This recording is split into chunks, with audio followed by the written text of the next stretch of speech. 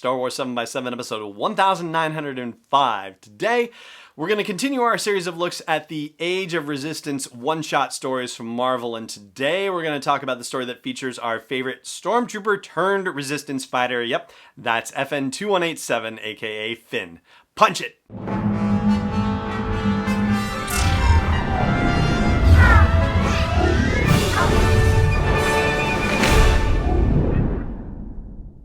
Hey Rebel Rouser, I'm Alan Voivod and this is Star Wars 7x7. Thank you so much for joining me for this episode. So, as with last weekend where we talked about a couple of Age of Resistance stories, we're doing it again, but this time instead of going on the dark side of the house as we did with Hux and Phasma, today we're staying on the light side of the house and tomorrow as well.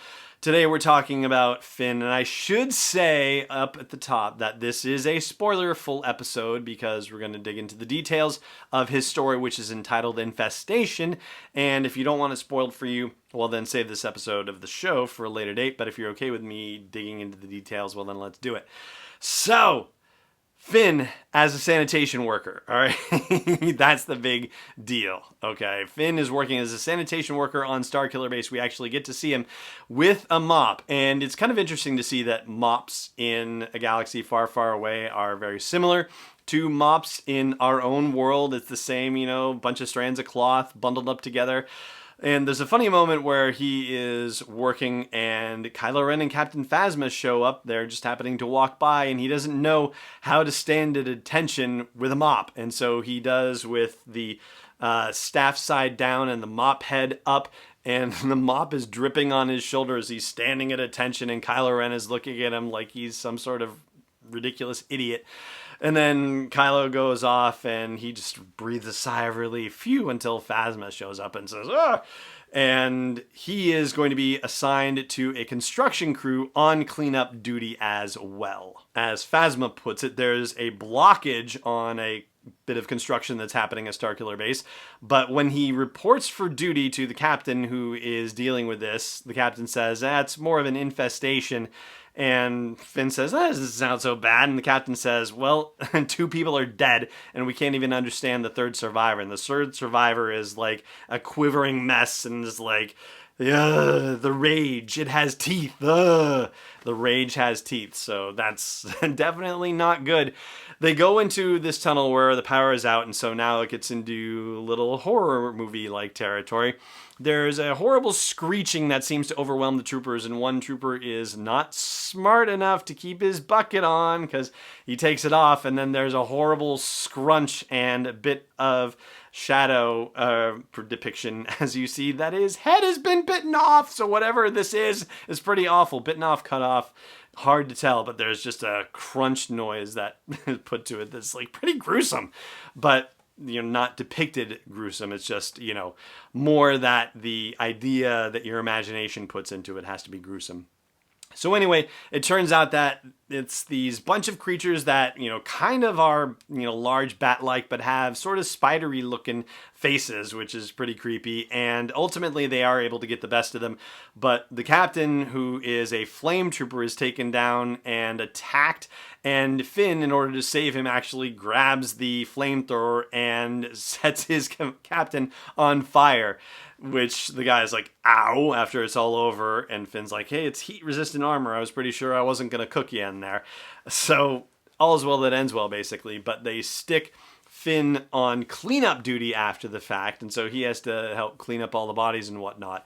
What he finds out, though, in this tunnel is that it isn't just these random creatures that they've stirred up, but they're actually tunneling in Starkiller Base in their construction of it into the realm of a native species, and it's rather beautiful the way it's depicted. So naturally, he, I guess, is a conservationist at heart. He tries to go to the captain and say, "Hey, can we work around them? Can we move them?" And the captain has had enough of Finn's nonsense because he's been delivering some of it here and there. Clearly, the indoctrination just hasn't been working with him, and I think this happens to be taking place. It has to take place before the events of Before the Awakening, which was the collection of novellas that was released as part of the journey to The Force Awakens. One of them featured Poe, one featured Rey, and one featured Finn, and it was basically how Finn was just failing as a stormtrooper, and ultimately Phasma was saying, I'm going to give him one last chance on this other mission that we're going to, which was the mission to Jakku, where Lorsan Tekka got killed.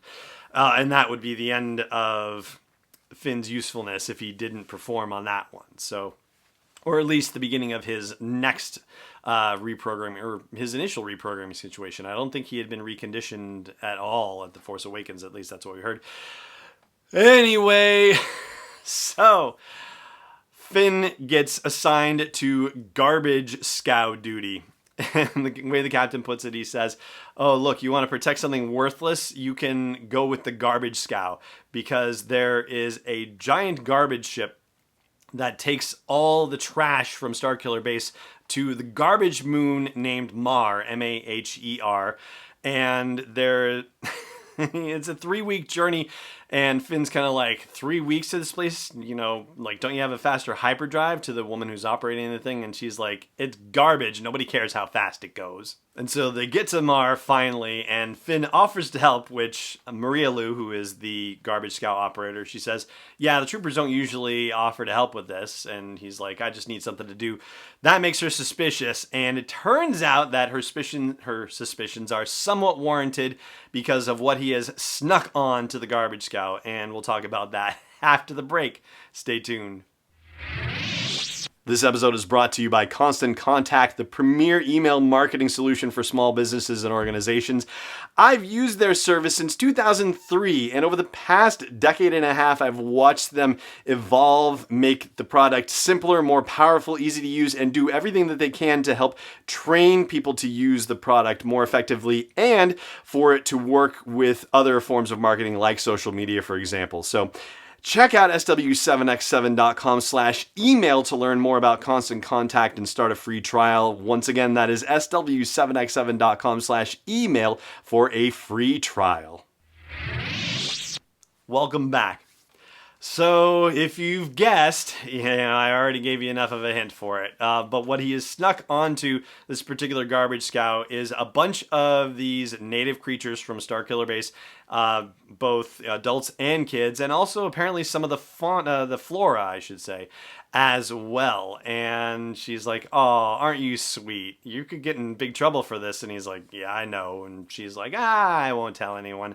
It's kind of nice to be rebellious, right? You know, it's good to have a little rebellion in you, the way that she puts it. And so they settle these creatures, and the fauna or the flora, fauna's animals and flora's plants, right? Mixing them up. Get them set up on there. She says, yeah, she's seen a few of these creatures come through because, you know, they just get caught up in the garbage scow or whatever, the garbage that's being disposed of.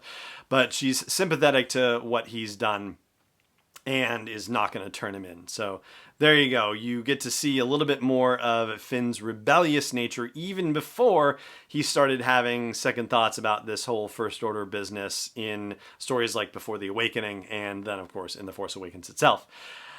That's going to do it for our look at the one-shot on Finn. Doesn't necessarily tell us anything provocative about what might be coming in The Rise of Skywalker, but not all of them are going to.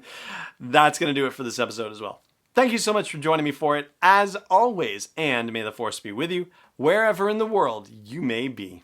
This podcast is not endorsed or sponsored yet by Lucasfilm Limited, Disney, or 20th Century Fox. It is intended for entertainment and information purposes only. Star Wars, the Star Wars logo, all names and pictures of Star Wars characters, vehicles, and any other related Star Wars items are registered trademarks and/or copyrights of Lucasfilm Limited or their respective trademark and copyright holders. May the Force be with them. All original content is copyright 2019 by Star Wars 7x7. We hope you love it.